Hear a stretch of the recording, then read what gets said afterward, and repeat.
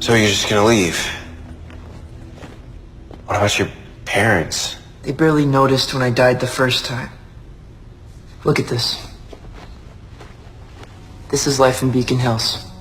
This is what happens. It doesn't hurt.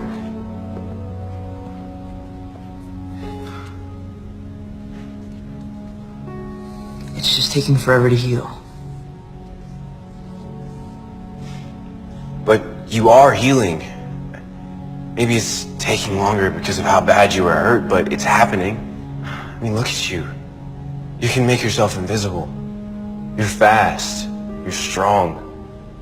People like me need people like you to save our asses. I need you. No, you don't. You're too smart to need anyone, and it's the smart ones who always survive.